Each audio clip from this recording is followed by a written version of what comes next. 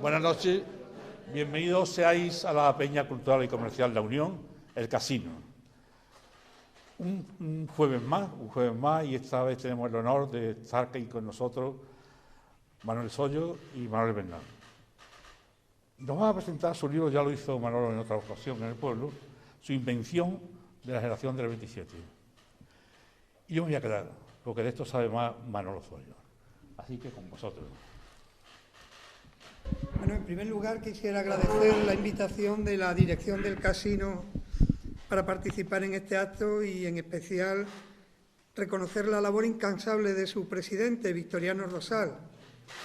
Me consta, como a todos nosotros, su dedicación y su compromiso para movilizar, impulsar y elevar la cultura palaciega, una tarea tantas veces ingrata, pero tan satisfactoria también cuando sostienen los buenos resultados cosechados hasta ahora, tanto por Victoriano a nivel personal como por el casino como institución renovada. Para mí es un placer estar en esta docta casa que se ha convertido en uno de los ejes centrales de nuestra sociedad local, más todavía si estoy acompañado de amigos, como es el caso, y si es para presentar a una persona de la relevancia y de la cultura de Manolo Bernal, nuestro paisano, e introducir su libro La invención de la generación del 27. Tengo el honor de aparecer en los agradecimientos de este libro, una gentileza de Manolo por haberle hecho llegar desde el archivo de Radio Nacional de España un artículo publicado en el diario Arriba el 30 de enero de 1977, en el que Gerardo Diego aclara como principal impulsor el alcance del homenaje a Góngora, germen del nacimiento de este grupo poético. Nuestro amigo y paisano, que ha cumplido este año el medio siglo, ya se va haciendo mayor como todos, es profesor y periodista, ha publicado novelas, relatos, cuentos infantiles, artículos sobre crítica e historia literaria, trabajos de investigación.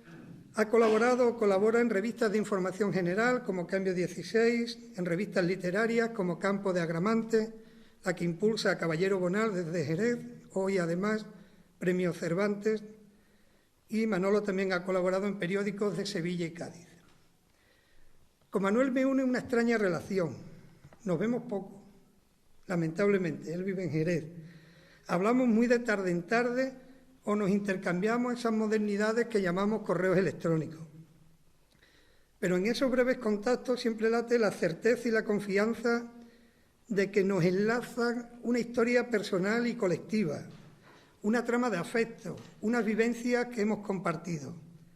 Nos acompañamos en la primera juventud, el territorio sagrado donde forjamos las alianzas imperecederas y adoptamos las grandes decisiones que luego van marcando nuestras vidas. Tuve la satisfacción de presentar en la Casa de la Cultura en abril de 2010 su último poemario, El exilio de las alas, donde rescaté el recuerdo del libro Por la ventana, editado en 1978 por 7 palaciegos que decidimos reunir en un volumen nuestra primera obra poética. Integrábamos a aquel grupo María del Carmen Ayala, Paco Caballero, aquí presente, Alberto Cabello, Manuel de Fora, Claudio Maestre, Manolo Bernal y yo mismo. Todos de una forma u otra estábamos imbuidos por el espíritu de la generación del 27 y en ella disputábamos por nuestros autores favoritos, a los que tanto podían llegar a parecerse nuestros incipientes poemas. Y eso que aún bajo tortura negaríamos cualquier influencia ajena a nuestra magna inspiración. Así de altivos éramos entonces los jóvenes. Eso sí, en 1977 celebramos como nuestro el Nobel de Literatura concedido a Vicente Aleixandre, tan querido en aquellos años al propio Manuel. También es importante señalar que a mí mismo, nos encandilaba el compromiso político del Alberti recién llegado del largo exilio, que se paseaba entonces por España como una estrella de rock del brazo de la pasionaria, dando mítines multitudinarios. Algunos otros perseguían los soníos negros y el duende sin par de García Lorca, bien en su vertiente neopopular, bien en sus callejeos surrealistas por Nueva York. Mari Carmen Ayala, la más preparada de todos nosotros, nos alumbraba a Cernuda, al que despreciaba nuestra rebelde mocedad y que andando el tiempo llegamos a valorar como tal vez el mejor de todos ellos, quizás porque es el que más ha perdurado con mayor relevancia, con mayor tronío literario. Y por fin, ¿quién no ha intentado enamorar imitando la dulce languidez de la voz a ti debida de Pedro Salinas? No erraré mucho si digo que como nosotros eran y todavía son, por fortuna, miles los jóvenes que descubren la poesía, así con mayúsculas, en la que se ha denominado la generación de la amistad, la edad de plata de la literatura española. Y es aquí donde se alza inconmensurable el trabajo de investigación de Manolo Bernal, que se ha esmerado en la ardua tarea de desmitificar la génesis de este grupo de poetas a través de un exhaustivo análisis que nos lleva de mayo de 1926 a diciembre de 1927, centrado en aquellos famosos, peculiares e históricos homenajes a don Luis de Góngora y Argote que tuvieron lugar en Madrid y Sevilla. Nuestro autor trata con meticulosidad de arqueólogo, pero también con bisturí de cirujano, documentos de primer nivel. Cita libros, artículos, cartas, declaraciones de los propios protagonistas y de sus principales allegados. Y todo ello para desentrañar relaciones personales, actitudes interesadas, gestos altruistas, enormes vanidades, pequeñas miserias, egos de artistas que en su esplendorosa juventud se sabían distintos y geniales, héroes incluso, como los llega a calificar Manuel. No perdían de vista la imperiosa necesidad de consolidar sus carreras y a ello dedicaban gran parte de sus afanes, pero tampoco olvidaban que tenían que buscarse el pan nuestro de cada día. Una de las frases que más me ha llamado la atención es esta de Gerardo Diego, el más activo, como decía, en la organización del evento, y que tan familiar le resultará a nuestro amigo victoriano. Escribe Gerardo sobre los preparativos gongorinos. Tan primoroso programa tropezó desde entonces con acumulados obstáculos, pobreza pecuniaria, incapacidad organizadora de los artistas, invencible pereza española, el disolvente del verano inmediato. Con la edad hemos entendido el distanciamiento, rechazo expreso de los mayores, como Miguel de Unamuno, Antonio Machado o Juan Ramón Jiménez, que se negaron a participar en el homenaje al genio cordobés por desavenencias estilísticas, sí, pero también por prevención ante el libre albedrío de aquellos jóvenes un tanto iconoclastas. Ante nuestros ojos pasa el interés de Rafael Alberti por sacar adelante los factos para paliar sus escasos ingresos. Siempre andaba con Tito el gaditano, una indigencia más notoria todavía al lado de la desenvoltura burguesa y hasta señoritil de sus colegas de farra. Sonreímos con el ingenio promocional con que actúan Dámaso Alonso y, ante todo, el citado Gerardo Diego, que llega a anunciar ante la pasividad del resto que está dispuesto a hacer él solo un auto de fe para proclamar y luego lo contaré para inmortalizarlo. Sorprende el poco interés de Federico García Lorca, siempre activo y dispuesto a colaborar en estos asuntos, y el aire aturdido de Luis Cernuda, superado quizá por la complicidad capitalina de sus compañeros mientras él residía en Sevilla. Conocemos que el viaje a Sevilla lo pagó el torero Ignacio Sánchez Mejías, mecenas sevillano que atrae al mundo del toro a estos creadores urbanos, hasta el punto de obligar a Rafael Alberti a inmortalizar en un poema a su cuñado y amigo Joselito el Gallo, fatalmente corneado, y a protagonizar él mismo la cumbre elegía calortiana, aquella de las 5 en punto de la tarde. Por cierto, como sevillista, y por desengrasar, me permito corregir a Manolo, que como otros autores califica a Sánchez Mejía de seguidor del Betis. El torero fue presidente de este club, es verdad, pero hasta entonces había sido aficionado del Sevilla, como su querido Joselito y como sus hijos, hasta el punto que sus hijos se las tuvieron tiesas con el diestro al cambiar de bando futbolístico. Lo he leído esta misma tarde en un blog de un historiador sevillista, Sintagma, que demuestra, como dijera otro glorioso torero, que hay gente para todo. Aunque, ¿a qué sorprendernos? Si los propios poetas en sus ditirambos se referían a sus reuniones como el Góngora Fútbol Club, y eso que no contaban con Canal Plus. En fin. Y volviendo al libro que nos ocupa. Sabemos por Manolo de los dos autores de la fotografía del famoso acto del Ateneo de Sevilla para despejar otra mentirijilla histórica, la de que la foto la hizo Pepín Bello con la cámara de un fotógrafo que poco menos que pasaba por allí. Fueron dos fotógrafos profesionales de sendos periódicos de la capital. Una imagen en la que, la verdad sea dicha, no aparecen ni Cernuda, ni Salinas, ni Alexandre, por diversas disputas personales entre ellos. Manolo Bernal nos relata de forma minuciosa estos detalles, junto a pasiones, desplantes, envidia, todo aderezado de no pocas gamberradas, protagonizadas por un grupo de artistas únicos que aspiraban a la inmortalidad después de sobrevivir. Fue un esfuerzo singular para concluir, como dejó escrito Alberti, que aquel homenaje había sido un gran fracaso. Todo este ingente material lo utiliza Manolo con rigor y respeto, al modo de esos ensayistas anglosajones, historiadores, biógrafos, científicos, reconocidos por sus exactos conocimientos y alabados por su talentosa escritura para hacernos comprensibles las complejas materias que tratan. Jamás pierde Manolo el afecto y la valoración literaria de la mayoría de ellos, a los que todavía hoy tantas veces regresamos a la búsqueda de inspiración, vivencias y alivio.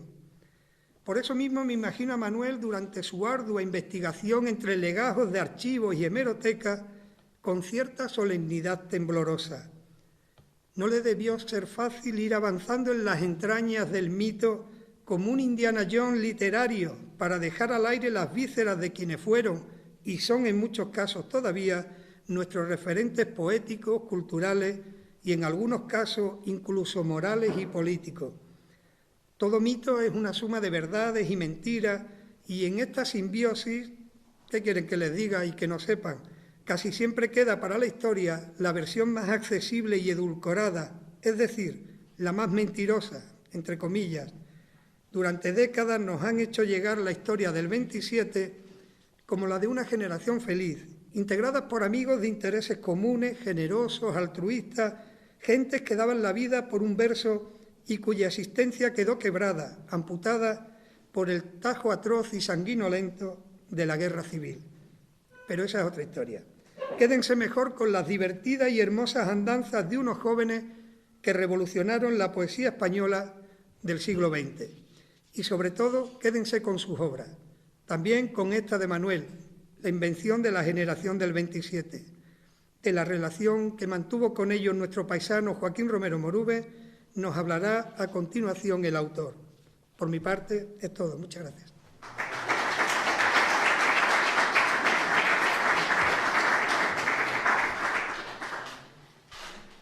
Yo creo que después de escuchar a nuestro amigo y paisano Manuel Soyo, quizás nos podríamos ir, porque él, con minuciosidad de amigo y de periodista, pues ha contado casi todo lo que yo podría contar, porque ha detallado con bastante claridad el contenido del libro y el contenido de esta investigación, que yo siempre intento acentuar el hecho de que el libro no es motivo de mi opinión, es decir, yo en él no cuento mi opinión, sino yo trato de documentar una situación que por H o por X había pasado desapercibido en la realidad histórica y literaria de España, y se nos había contado una historia que no coincidía con la historia que realmente aconteció, como bien ha dicho Manuel, desde mayo del 26 a diciembre de 1927 y los años que siguieron.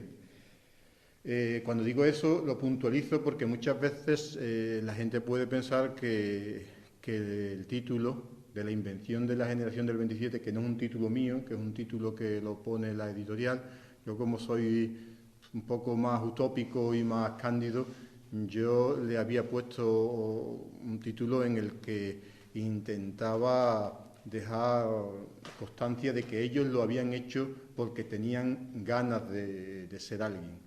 Pero ese título pues no le pareció bien a la editorial y el de la invención de la generación del 27, que era realmente lo que había pasado, era un título más llamativo, más comercial y la verdad era más realista con lo que estábamos haciendo. También me interesa remarcar que el texto, que lo ha conocido mucha gente y muchos investigadores, pues hasta ahora no, y han sido muchas las discusiones que he mantenido con gente de la categoría científica y literaria como Francisco Javier Díez de Revenga o como García Montero, como toda esta gente, o Julio Neira, que son, además de escritores especialistas en el 27, pues en algunos casos, por ejemplo, con Julio Neira él me decía que el papel de Federico García Lorca era mucho más importante y yo le volvía a insistir en el tema de siempre, que yo no contaba lo que yo opinaba sobre la presencia o no de Federico García Lorca en este momento. Yo lo que hacía era documentar que Federico García Lorca no estaba participando, que las cartas que se cruzaban entre ellos, las llamadas al orden que hacía Rafael Alberti o que hacía Gerardo Diego, pues dejaban en evidencia que lo que estaba pasando allí no tiene nada que ver con lo que después se nos contó. Se nos contó que ellos en Madrid habían montado unos actos en honor a Góngora y que aquellos actos habían sido un verdadero espectáculo y una verdadera reivindicación de la figura de Góngora, y la verdad sería que esa batalla se quedó en un par de libros y en un par de revistas que apenas tuvieron trascendencia. Y si uno hurga todavía más, los artículos que se publicaron en esas revistas, como en la revista de Occidente o en la Gaceta Literaria, uno se da cuenta que lo que escribieron allí casi nada tenía que ver con Góngora, que ese es otro tema para otra investigación, y es que quizás en lo que estoy trabajando un poco ahora, pero igual que esto costó parirlo 10 o 12 o 15 años, pues esto tardará más o menos lo mismo, y es intentar desentrañar que la figura de Góngora apenas, por no decir, no ha influido absolutamente nada ni en los del 27 ni en la literatura española. ¿Problema que tiene esa tesis como tiene la tesis que se mantiene en este libro? Pues que va a contracorriente de lo que hemos estudiado todos en las universidades y en los institutos españoles, y para ir contracorriente tienes que documentarlo, tienes que mostrar con documentos que lo que se ha contado hasta ahora nada tenía que ver con la realidad, y que la realidad es otra, y que esa realidad es la que de alguna manera se cuenta aquí.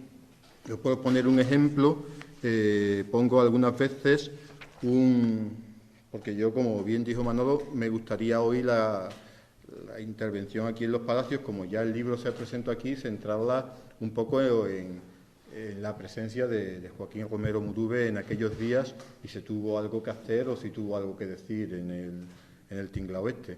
Pero por seguir un poco de una de las mentiras que avala o que se contó en torno a la generación del 27, Federico García Lorca, que es una figura fundamental y esencial para entender lo que pasó allí y lo que ha pasado en nuestra literatura después, escribió, por ejemplo, un poema, o se publicó un poema que en la Gaceta Literaria, que era la revista literaria más europea que en ese momento tenía España y que se publicaba en Madrid, pues se publicó allí un poema que fue bajo el título Romance apócrifo de don Luis a caballo.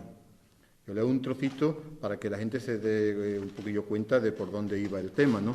Dice: por el Real de Andalucía marcha don Luis a caballo, Va esparciendo su manteo negra fragancia de nardos y luciendo su repertorio en los pliegues de sus paños. El viento, escultor de bultos y burlador de romanos, dos amorcillos hijuelos del amor abanderado, le van enjugando perlas del noble sudor del cráneo, con pañuelos de estameña, de rayadillo y cruzados. ¿Quién es la niña morena que va a deponer el cántaro a la fuente que le dicen la fuente de los espárragos?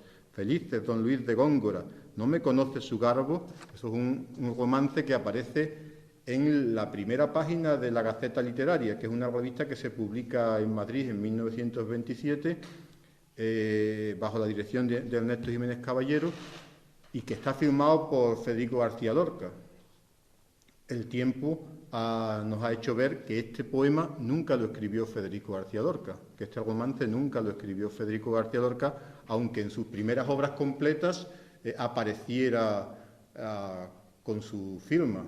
¿Por qué no lo escribió Federico García Lorca? Pues porque Gerardo Diego, a la vista de que Federico no quería participar del homenaje a Góngora, pues cortando y pegando de otros romances de Federico García Lorca, montó y compuso este gran romance, porque ocupa toda la página de un diario, de esta revista, y lo publicó como si fuera de Federico, y se quedó tan pancho.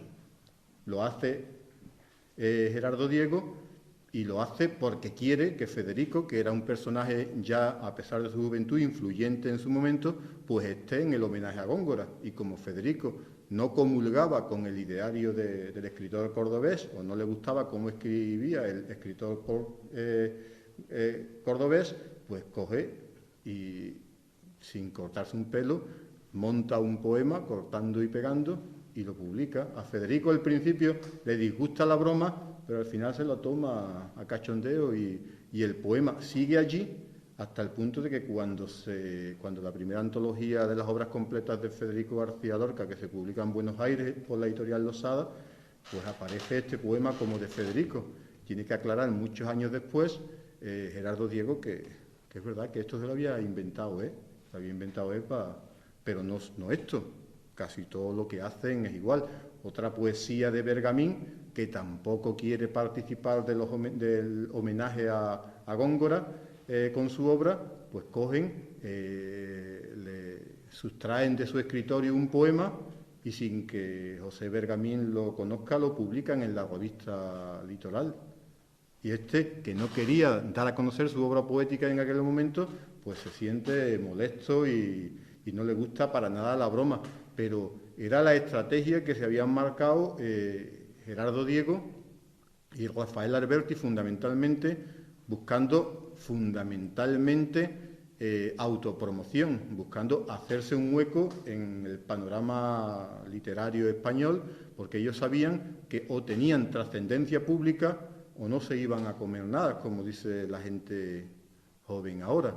Y en ese propósito, pues no tienen ningún inconveniente en buscarse las estrategias necesarias para darle el eco que creen imprescindible en la prensa para que aquello funcione. ¿Qué problema les pasa?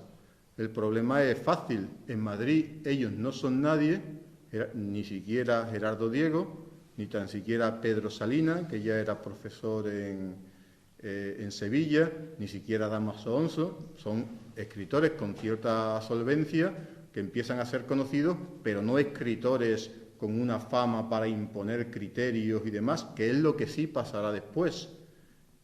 Como no son prácticamente nadie, lo que hacen no tiene eco en ningún sitio.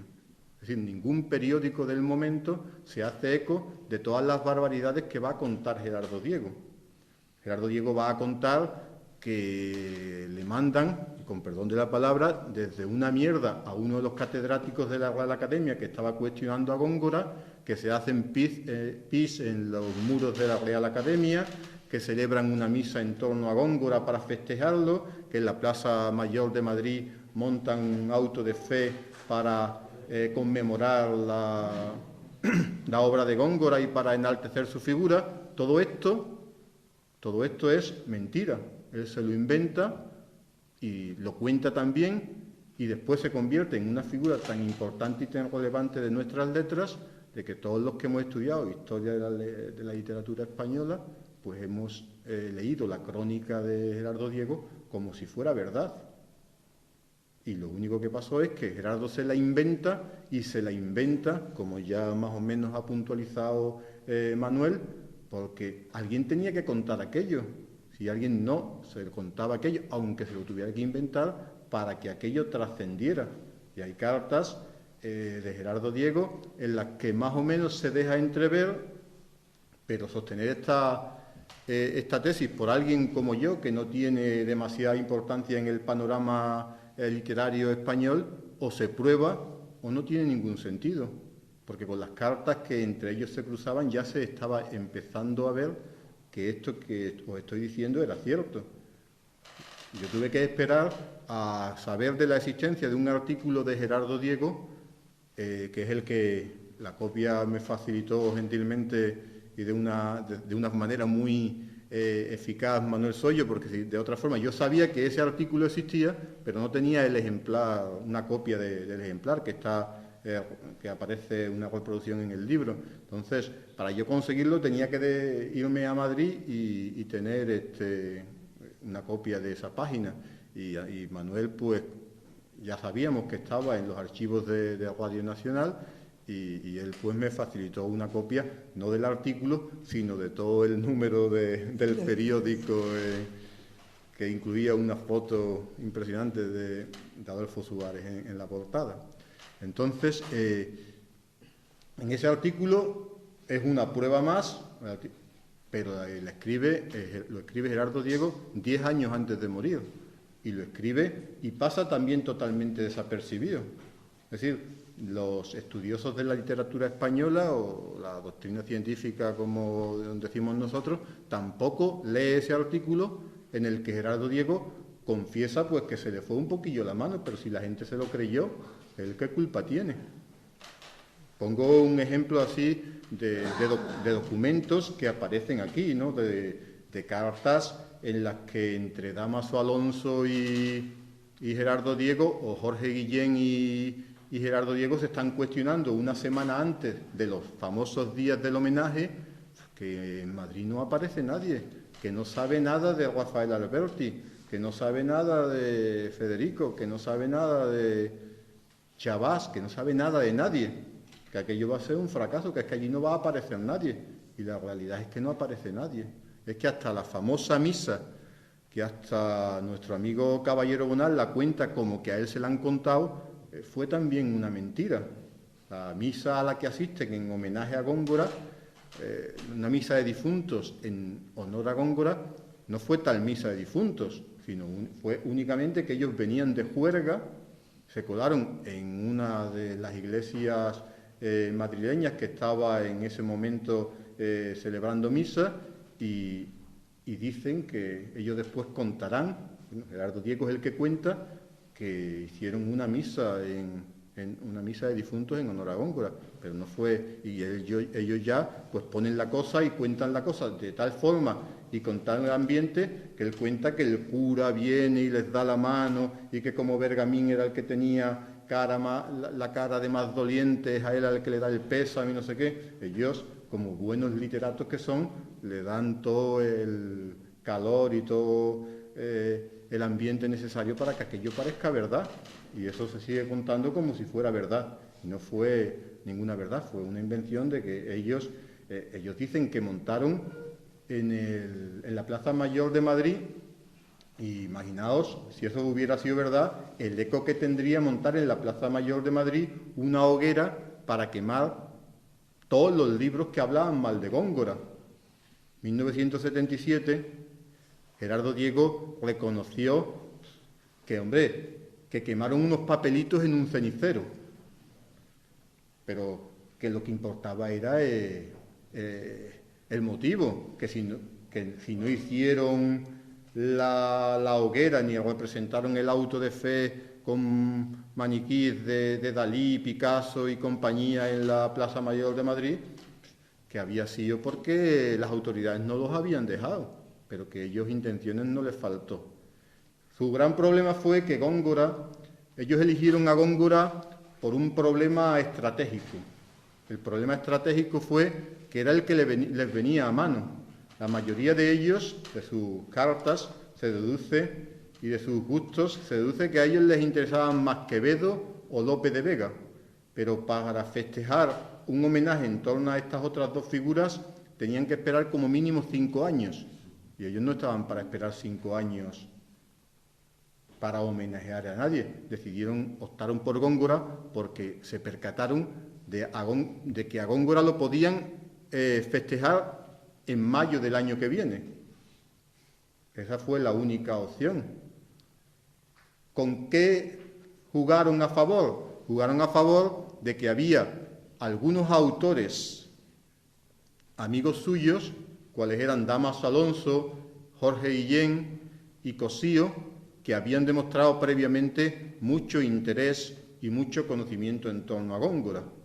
Que el caso de tanto Jorge Guillén como Dámaso Alonso, sus tesis doctorales y sus trabajos de fin de carrera habían ido en torno a Góngora. Y Cosío sí era un ferviente seguidor de Góngora y es realmente quien desde 1923 está metiendo la cizaña de que había que recuperar la figura de Góngora. Pero a todos los demás les daba exactamente igual. Al primero, a Gerardo Diego, que Gerardo Diego decía que él, si le debía algo a alguien, era a Lope de Vega. Que lo de Góngora pues había sido algo circunstancial, pasajero, que no influyó. Eso también lo dice Rafael Alberti y se documenta aquí, que Góngora no influyó. Me pasa que en la doctrina literaria pues casi todo es inventable y casi todo se puede llevar al terreno que uno quiere. Y aquí, por inventar, hemos dicho incluso que los surrealistas españoles le debían mucho a Góngora, porque como no se entendía lo que escribía el de Córdoba y tampoco se entendía lo que escribían los surrealistas, pues que había un débito cultural e intelectual entre los surrealistas y Góngora. Pero eso es por ganas de... Bueno, ustedes saben que justificar en este mundo se puede justificar casi todo y se pueden buscar argumentos en un sentido o en otro. ¿Qué papel juega? Yo os he contado que en Madrid todo aquello fracasa. Y cuando en Madrid fracasa, pues esta gente se plantea el problema de que aquello no ha tenido el fin o no ha alcanzado el objetivo que quieren conseguir. Ellos querían conseguir cierta presencia en los medios, en la prensa madrileña, esperando eco en la prensa del resto de España, y se dan cuenta que no pasa nada. Y entonces es en ese momento cuando aparece la figura de Sánchez Mejías, que ya venía intentando y que ya tenía algunas relaciones con Rafael Alberti, porque como ha contado Manuel, lo trajo a Sevilla para homenajear a su cuñado que le había matado un toro, y entonces, y además Sánchez Mejía tenía mucho interés en contactar con el grupo de escritores, y otra vez aparece la figura de Federico García Lorca. El interés que tenía Sánchez Mejía era que quería que Federico escribiera canciones o que escribiera alguna obra para la que era su amante, que era Encarnación Gómez, la argentinita. Y en ese juego de intereses es donde Sánchez Mejía, aquí se documenta cómo más o menos se construye la reunión y cómo se los trae a Sevilla y cómo se los conchaba para traerlos a Sevilla, Sánchez Mejía les promete que el éxito que no han tenido en Madrid, porque nadie les ha echado cuenta, pues en Sevilla lo van a tener. Y eso es lo que pasa. La foto que nos llega es la foto de lo que pasa en Sevilla, que tampoco fue un acto que tuvo mucha importancia. Los actos del Ateneo fueron bastante tétricos, aburridos y tristes. No fue casi nadie. Aquí se cuenta que no eran más de el dato lo pone Dámaso Alonso, que fueron unas 20 personas, más o menos los que estamos aquí, los que acudieron a aquellas sesiones. ¿Por qué? Pues porque la poesía que estos señores, la joven poesía española que representaban Alberti, Guillén y compañía, no comulgaba con los gustos de Sevilla en ese momento, y ellos vienen allí, vienen impulsados y algunos dicen que pagados por el Ateneo y otros dicen que pagados por Sánchez Mejías. Parece ser que pagó el Ateneo, pero financió Sánchez Mejías, porque en las cuentas del Ateneo aparecen cifras que más o menos hacen ver que ellos pagaron, pero el dinero les llegó de Sánchez Mejías. Y ellos están allí y en Sevilla pues lo que hacen es disfrutar de la noche y de los días que están en Sevilla. Intentan edulcorar todo aquello y aquellos actos que se mueven entre la bohemia y la locura, porque van desde las fiestas de disfraces en Pino Montano hasta los recitales y las conferencias en el Ateneo de Sevilla, pues todo esto lo van hilando y se convierte en historia. Pero se convierte en historia porque la fuente en el futuro se convierte en muy potente. Es decir, Gerardo Diego, después de la Guerra Civil, se convierte en toda una autoridad en la teoría literaria española. Dámaso Alonso se convierte en otra autoridad.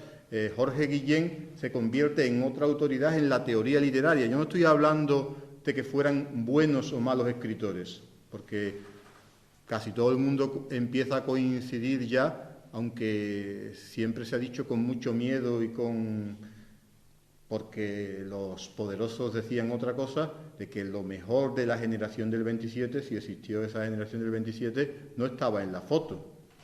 Y lo mejor de la generación del 27, pues posiblemente pasó por Aleixandre y por Cernuda, que por desavenencias, y ni siquiera Salinas, que era maestro de muchos de ellos, ni siquiera está en la foto. Y Salinas no está en la foto porque no está de acuerdo con que aquello lo organice ni Sánchez Mejías. Salinas aquí se documenta con algunas cartas que él envía. Salinas pone verde a Rafael Alberti porque se ha vendido al vil metal. Pero también hay que comprender que Rafael Alberti en ese momento no tenía otra ocupación que intentar vivir del arte, ya fuera de la poesía, de la pintura, de la música. Él lo intenta con casi todo, hasta que después tiene más o menos suerte y se le empieza a encarrilar el tema por la pintura y la literatura, pero en este momento no tiene donde caerse muerto. Él cuenta en una de las cartas que se reproducen aquí que va andando por Madrid de un sitio a otro y que ya tiene los zapatos hechos polvo y que no le echa cuenta a nadie y que incluso ha estado mendigando un trabajo de albañil o de lo que fuera y que sus amigos, que son hijos de señoritos, abogados, maestros, profesores de universidades, bibliotecarios, que todos estos pues tienen la vida resuelta y que él, como no tiene donde caerse muerto, pues que va de un sitio a otro y ahí anda. En ese ambiente es cuando van a Sevilla. Y ahí, pues, como veníamos aquí a los palacios, pues yo intenté también rescatar la figura de Joaquín Romero Murube, que no es que sea una figura, casi todas las cosas que aparecen en este libro, algunas son aportaciones de amigo que está allí al fondo, de Julio Mayo, que no me las hizo a mí, sino que se las hizo a otro investigador de Sevilla, Juan Lamillar, que yo conocí a través de él y que yo después consulté con Julio y que también las incluimos aquí. Era pues incluir un poco la presencia de alguien en este mundillo en el que tantas mentiras habían contado. Ya Manuel Soyo lo ha dicho, hasta la foto que se hace allí se nos había contado la mentira de que la había hecho Pepín Bello, que era un amigo, que este hombre no escribía nada, pero era un tío muy apañado, muy simpático y amigo de toda esta gente, y muy amigo en este caso de Joaquín Romero Murube, y que sin embargo él se autoproclama autor de la foto, y los historiadores o los investigadores somos tan cómodos que todos, que se publicó, lo publicó Alfaguara y salió en la mayoría en las primeras páginas de cultura de los periódicos más importantes del país, como Pepín Bello ha dicho que él hizo la foto y era creíble y la gente se lo cree, y él lo contó. Hago un apéndice antes ya de pasar con Joaquín Romero Murube, antes de que empecéis a llorar, y él lo cuenta, dice que cuando están a punto de terminar los actos, estamos en diciembre de 1927, Sevilla, estamos hablando de más o menos las 12 de la noche, está lloviendo a mares, en los días en los que están los de la generación del 27 en Sevilla, llueve a mares, el Guadalquivir está a punto de desbordarse, y aquí en ese momento Pepín Bello dice que la foto la hace él, que pasa un fotógrafo por la calle, le pide la cámara de foto. Ustedes pensáis que las cámaras de 1927 no tienen nada que ver con las cámaras actuales, y que hace la foto, y que salieron allí todos tan guapos que se ha convertido en la foto de... Y a nadie se le ocurre mirar que esas fotos, porque lo que no habían conseguido en Madrid los de la generación del 27, por Sánchez Mejía, en Sevilla sí lo consiguen, y es salir en la portada de todos los periódicos de la ciudad, todos los periódicos que tenían reflejo gráfico, cuáles eran La Unión, el Noticiero Sevillano y el Liberal, todos esos incluyen la foto. Y nadie se entretiene en mirar, cuando Pepín Bello dice esto, que esas fotos están firmadas por fotógrafos de aquel momento en Sevilla. Uno de ellos era Juan José Serrano y el otro era Dubois. Y sin embargo, pasa a las noticias nacionales de hace poco de que Pepín Bello había hecho la foto, y se creen la fascinante historia de que en 1927 se pide la cámara 1 como si fueran cámaras portátiles de hace entonces, y se hace una foto y trasciende a los medios de comunicación. Cuento esto es una anécdota sin más importancia para que veáis el cúmulo de mentiras que se nos han ido contando y el cúmulo de mentiras que se han convertido un poco en historia de nuestra literatura española. ¿Qué es lo que hace Joaquín Romero Murube aquí? Yo, cuando escribí el libro, tenía una visión un poco más bondadosa de Joaquín de la que después he tenido. Porque, o antes tengo que hacer una aclaración que no es políticamente correcta y que yo siempre lo digo. Hace poco me preguntaron unos amigos, dice, ¿Joaquín Romero Murube era de la generación del 27? Esa pregunta es como un puñal. Si tú eres de los palacios como soy yo, y casi siempre lo digo por ahí,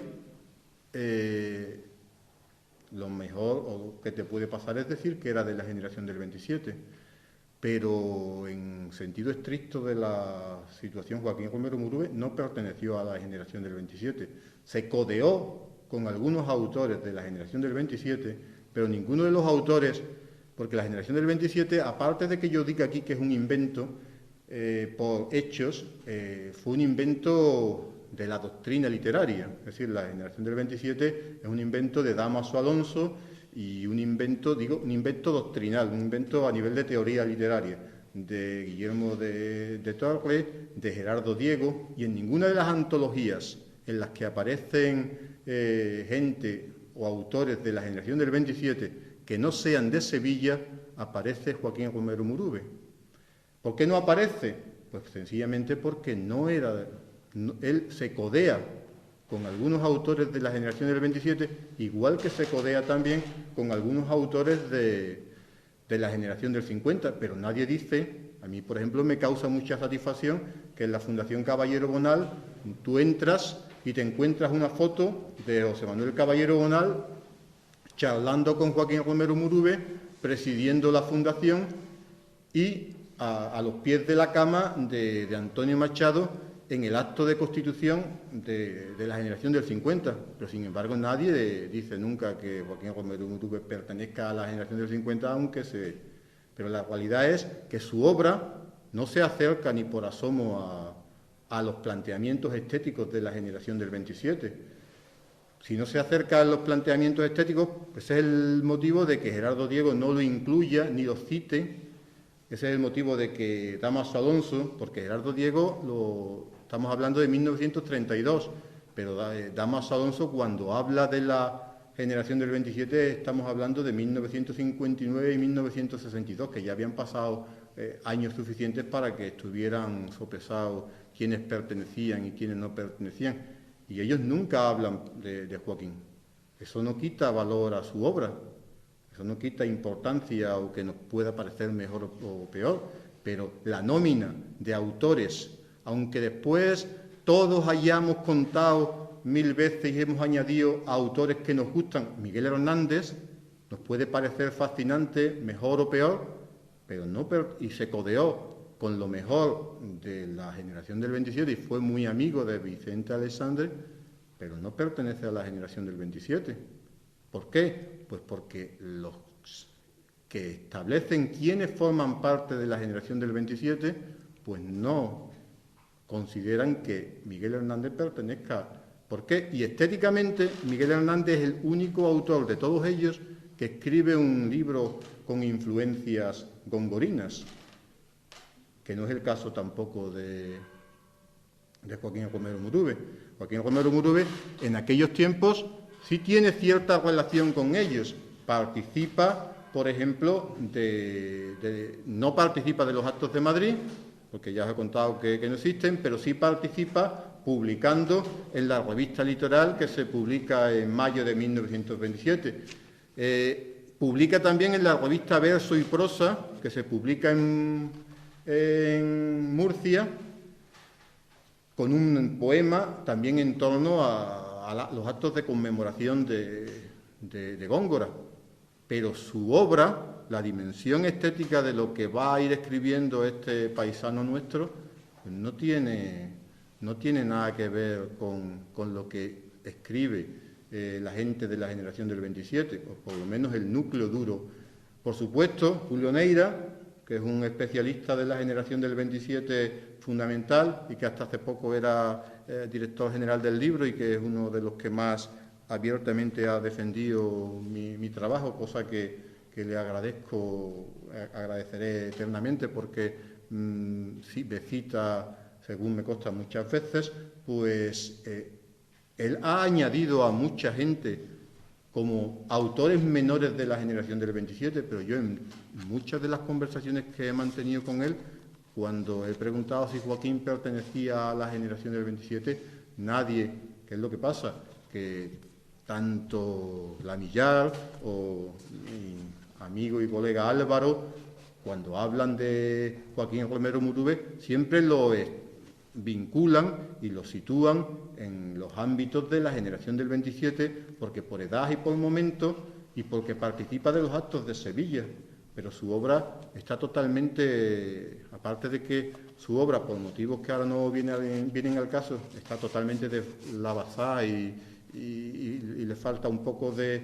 Yo sé que estoy ahí metiéndome en un terreno en el que nadie me ha llamado, y un poco falta de coherencia, aunque hay obras impresionantes y muy bonitas, pero le falta pues la contextualización, le falta los vínculos que sí tuvieron los de la generación del 27. El motivo pues porque Joaquín se ve en un momento difícil en Sevilla, con buenas relaciones, pero muchas veces pues uno tiene que optar, y él optó por la comodidad del funcionariado y por la tranquilidad de ser alguien en una ciudad tan oscura como Sevilla en esos tiempos, y ahí se va a morir, entre sus soledades y sus requiebros y sus medias borracheras en la finca de la Noria, pues se va a ir apagando, aunque hubiera tenido ciertos vínculos y cierta trascendencia en el mundo literario que se mueve en la década de los 20 a los 30, porque Joaquín, con Alejandro Collantes de Terán, será uno de los que va a esperar la llegada del tren que trae a los miembros de la generación del 27 a Sevilla. Él, en torno a las 10 de la noche, va a estar en la estación de Córdoba esperando que lleguen estos señores. A Joaquín se debe que la referencia la facilita Julio Mayo a Lamillar, la descripción más exhaustiva del acto y de la fotografía de Sevilla se debe a Joaquín Romero Murube, que está allí y se la cuenta a Juan Guerrero Ruiz, que es el director de la revista murciana Verso y Prosa. Yo os he traído aquí me voy a levantar y os lo doy, porque si no, no sé para qué lo traigo, una reproducción de las dos contribuciones de Joaquín a esto, que son una contribución en la revista literal, únicamente porque se conozca un poco la poesía que este hombre escribía en este momento. Esto es un montaje, no aparece aquí, sino que la poesía de Joaquín está en la última página de la revista Verso y Prosa, en la página número 4, que es la última de la publicación, y está en la portada.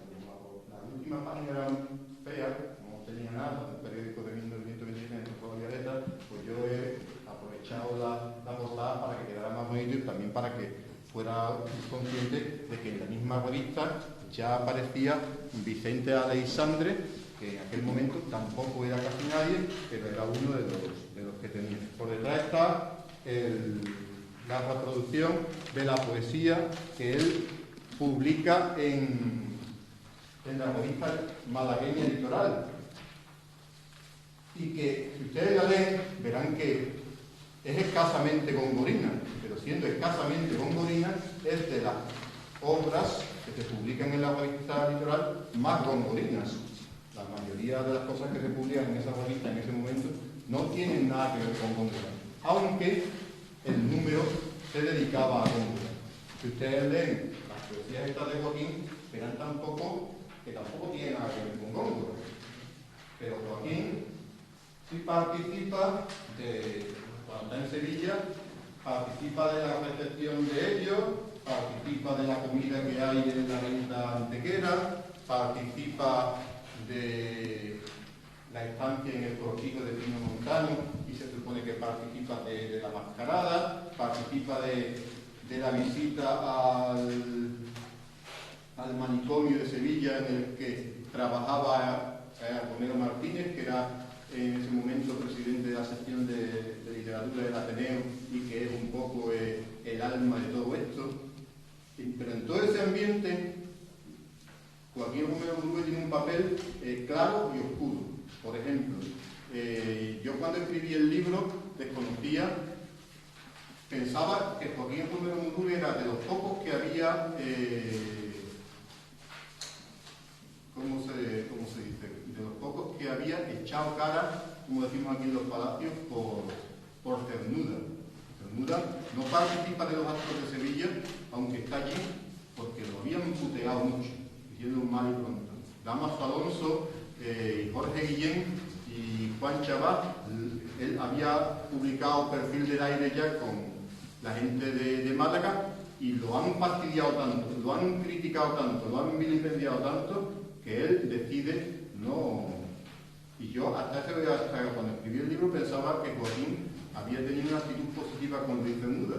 Sin embargo, después pasaba el tiempo y viendo otras cosas que he leído, he sabido que las relaciones entre Luis y Cernuda, si malas eran con Damaso Alonso, con Joaquín Romero Murube eran malísimas. Tan malísimas que yo, por ejemplo, rescaté hace poco una declaración que hace Luis Cernuda y dice: si yo no tuviera con Romero Murube, que es el que lo conduce y lo controla todo, tantas cosas pendientes, entonces lo dice Luis Cernuda. Si yo no tuviera tantas cosas pendientes con Joaquín Romero Murube, igual seguía participando en la revista Mediodía. Pero como ya no nos podemos ver, pues... Entonces, en ese ambiente, es el ambiente que se cuece Joaquín tiene... ¿Qué importancia tiene? Tiene importancia de que es el que cuenta o traduce la foto, se la traduce al director de Verso y Prosa, que no está en Sevilla. Parece ser el que recopila las firmas de una tarjeta postal que se envía a Juan Ramón Jiménez, que era tan querido como odiado por toda esta gente. Pues ellos, cuando finalizan los actos de Sevilla, le mandan una tarjeta postal que aparece aquí reproducida en el libro como documento y y es Joaquín, parece ser el que recopila las firmas de la gente y el que se encarga de enviar la postal a Juan Jiménez. Pero en todo este ambiente la presencia tampoco es tan positiva. Por lo visto, de los actos de Sevilla en el Ateneo, pues nace una empeorada relación entre Salinas, que ya os he dicho que no quería saber nada del Ateneo, que decía que el Ateneo era una entidad impresentable para acoger a la nueva poesía, que a la gente del Ateneo no les interesaba para nada la poesía que venían a representar estos nuevos autores, y en ese ambiente pues había que encargar la figura de nuestro paisano y escritor Joaquín Gómez. No sé si eso es peor o mejor. Julio, por ejemplo, también recoge o deja entrever como si entre Joaquín y Federico García Lorca existiera cierta complicidad o cierta amistad. De la correspondencia que yo he leído muchas cartas, no hay. A lo mejor algún día, cuando se publiquen las cartas de Joaquín, porque en las cartas de Federico no hay tanta correspondencia, igual que en las cartas de Juan Jiménez, que he leído muchas, no hay presencia, hay apenas citas de pequeñas relaciones con Joaquín. Eso no quita importancia a su obra. Yo siempre advierto lo mismo, el que yo intente desentrañar qué hicieron estos señores para dar a conocer la generación del 27 no quiere decir que yo le quite importancia a Rafael Alberti, que para mí es de los más poetas más singulares y más completos, de los artistas más completos de la literatura española. Por ejemplo, a mí Gerardo Diego es un poeta que me parece excepcional, no grandioso como Cernuda, o importantísimo como Alexander, pero no quita valor a su obra, sino lo que pone es un plus de originalidad, de cómo en un tiempo y en un momento muy difícil ellos son conscientes de la modernidad que suponía darse a conocer, estar en los medios de comunicación. Si no estás en los medios de comunicación, no vas a ser nadie. Ellos son conscientes de eso, un planteamiento que ellos toman de los poetas y escritores franceses en 1927. Y en 1927 ya son conscientes de que o trascendían a los medios de comunicación, que es lo que les facilita Sánchez Mejía, o no serían nadie.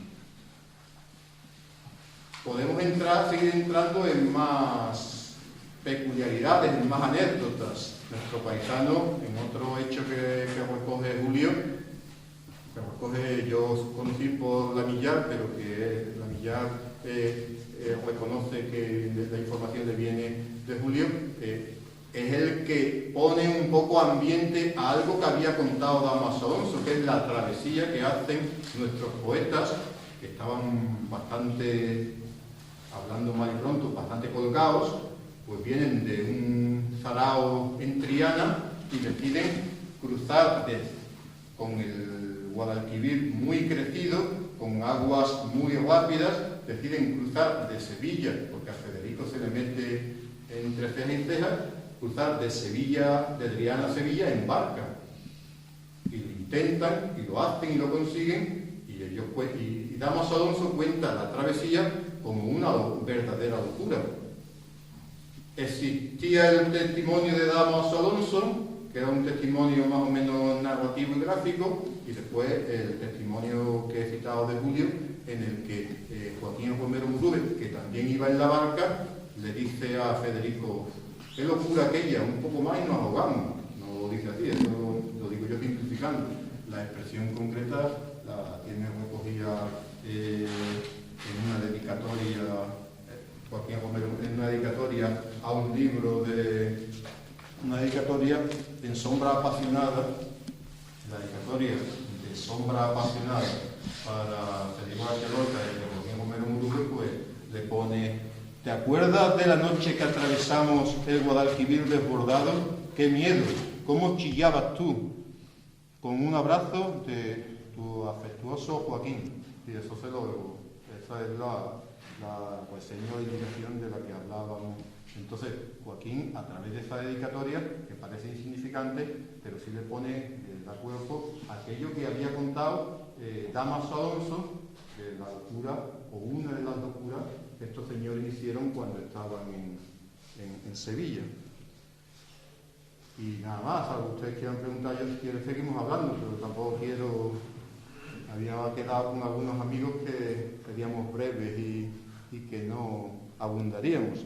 Entonces, si quieren, podemos leer los poemas que están aquí de Joaquín, para que seáis conscientes de que son de lo más gongorino que se publica en ese momento en esta revista o en estas revistas, pero que no eran gongorinos, eran bastante fáciles. En el libro aparecen las soledades de Góngora, y las soledades de Góngora son intraducibles hasta para un castellano, que eso es uno de los grandes problemas con los que chocaron estos autores.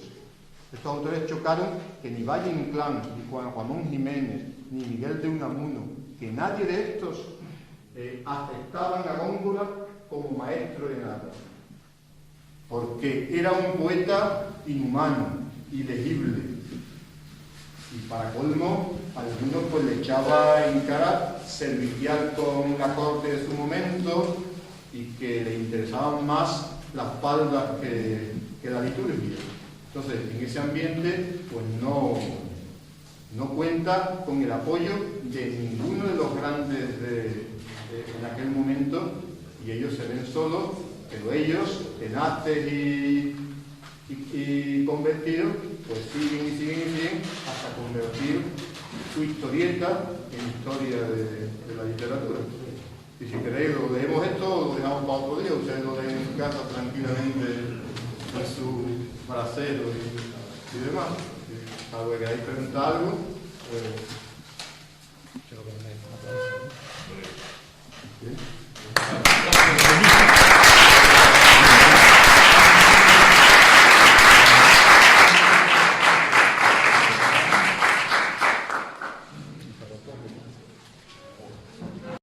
de Pedro Salinas. No erraré mucho si digo que como nosotros eran y todavía son, por fortuna, miles los jóvenes que descubren la poesía, así con mayúsculas, en la que se ha denominado la generación de la amistad, la edad de plata de la literatura española.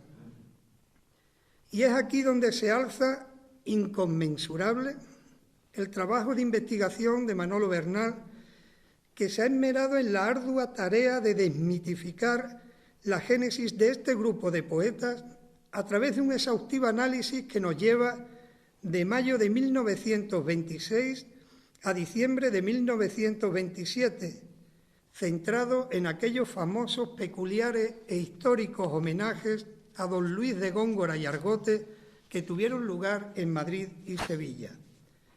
Nuestro autor trata con meticulosidad de arqueólogo, pero también con bisturí de cirujano, documentos de primer nivel. Cita libros, artículos, cartas, declaraciones de los propios protagonistas y de sus principales allegados. Y todo ello para desentrañar relaciones personales, actitudes interesadas, gestos altruistas, enormes vanidades, pequeñas miserias, egos de artistas que en su esplendorosa juventud se sabían distintos y geniales, héroes incluso, como los llega a calificar Manuel. No perdían de vista la imperiosa necesidad de consolidar sus carreras y a ello dedicaban gran parte de sus afanes, pero tampoco olvidaban que tenían que buscarse el pan nuestro de cada día. Una de las frases que más me ha llamado la atención es esta de Gerardo Caballero, aquí presente, Alberto Cabello, Manuel de Fora, Claudio Maestre, Manolo Bernal y yo mismo. Todos, de una forma u otra, estábamos imbuidos por el espíritu de la generación del 27 y en ella disputábamos por nuestros autores favoritos, a los que tanto podían llegar a parecerse nuestros incipientes poemas. Y eso que, aun bajo tortura, negaríamos cualquier influencia ajena a nuestra magna inspiración, Así de altivos éramos entonces los jóvenes. Eso sí, en 1977 celebramos como nuestro el Nobel de Literatura concedido a Vicente Aleixandre, tan querido en aquellos años al propio Manuel. También es importante señalar que a mí mismo, nos encandilaba el compromiso político del Alberti recién llegado del largo exilio, que se paseaba entonces por España como una estrella de rock del brazo de la pasionaria, dando mítines multitudinarios. Algunos otros perseguían los soníos negros y el duende sin par de García Lorca, bien en su vertiente neopopular, bien en sus callejeos surrealistas por Nueva York. Mari Carmen Ayala, la más preparada de todos nosotros, nos alumbraba a Cernuda, al que despreciaba nuestra rebelde mocedad y que andando el tiempo llegamos a valorar como tal vez el mejor de todos ellos, quizás porque es el que más ha perdurado con mayor relevancia, con mayor tronío literario. Y por fin, ¿quién no ha intentado enamorar imitando la dulce languidez de la voz a ti de vida, en el que Gerardo Diego aclara como principal impulsor el alcance del homenaje a Góngora, germen del nacimiento de este grupo poético?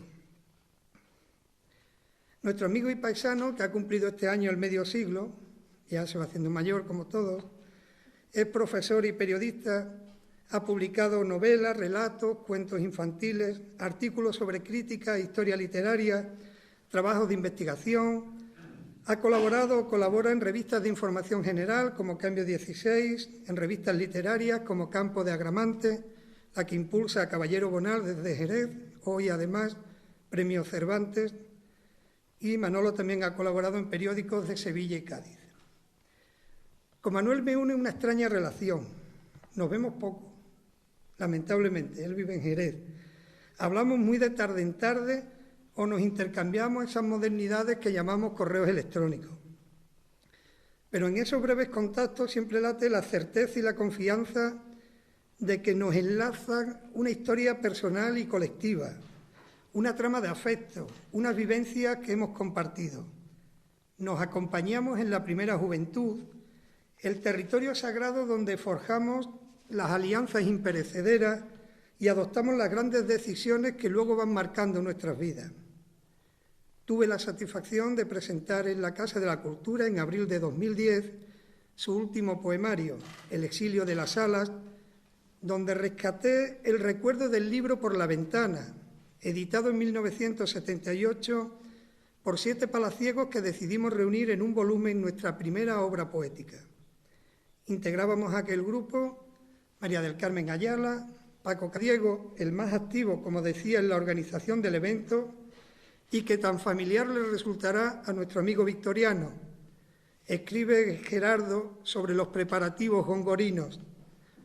Tan primoroso programa tropezó desde entonces con acumulados obstáculos, pobreza pecuniaria, incapacidad organizadora de los artistas, invencible pereza española, el disolvente del verano inmediato. Con la edad hemos entendido el distanciamiento o rechazo expreso de los mayores, como Miguel de Unamuno, Antonio Machado o Juan Ramón Jiménez, que se negaron a participar en el homenaje al genio cordobés por desavenencias estilísticas, sí, pero también por prevención ante el libre albedrío de aquellos jóvenes un tanto iconoclastas. Ante nuestros ojos pasa el interés de Rafael Alberti por sacar adelante los factos para paliar sus escasos ingresos. Siempre andaba con Tito el gaditano, una indigencia más notoria todavía al lado de la desenvoltura burguesa y hasta señoritil de sus colegas de farra. Sonreímos con el ingenio promocional con que actúan Dámaso Alonso y, ante todo, el citado Gerardo Diego, que llega a anunciar ante la pasividad del resto que está dispuesto a hacer él solo un auto de fe para proclamar y luego lo contaré para inmortalizarlo. Sorprende el poco interés de Federico García Lorca, siempre activo y dispuesto a colaborar en estos asuntos, y el aire aturdido de Luis Cernuda, superado quizá por la complicidad capitalina de sus compañeros mientras él residía en Sevilla. Conocemos que el viaje a Sevilla lo pagó el torero. Buenas noches, bienvenidos seáis a la Peña Cultural y Comercial La Unión, el Casino. Un jueves más, y esta vez tenemos el honor de estar aquí con nosotros Manuel Sollo y Manuel Bernal. Nos va a presentar su libro, ya lo hizo Manolo en otra ocasión en el pueblo, su invención de la generación del 27. Y yo me voy a quedar, porque de esto sabe más Manolo Sollo. Así que con vosotros. Bueno, en primer lugar quisiera agradecer la invitación de la dirección del casino para participar en este acto y en especial reconocer la labor incansable de su presidente, Victoriano Rosal. Me consta, como a todos nosotros, su dedicación y su compromiso para movilizar, impulsar y elevar la cultura palaciega, una tarea tantas veces ingrata, pero tan satisfactoria también cuando sostienen los buenos resultados cosechados hasta ahora, tanto por Victoriano a nivel personal como por el casino como institución renovada. Para mí es un placer estar en esta docta casa que se ha convertido en uno de los ejes centrales de nuestra sociedad local. Más todavía si estoy acompañado de amigos, como es el caso, y si es para presentar a una persona de la relevancia y de la cultura de Manolo Bernal, nuestro paisano, e introducir su libro La invención de la generación del 27. Tengo el honor de aparecer en los agradecimientos de este libro, una gentileza de Manolo por haberle hecho llegar desde el Archivo de Radio Nacional de España un artículo publicado en el diario Arriba el 30 de enero de 1977,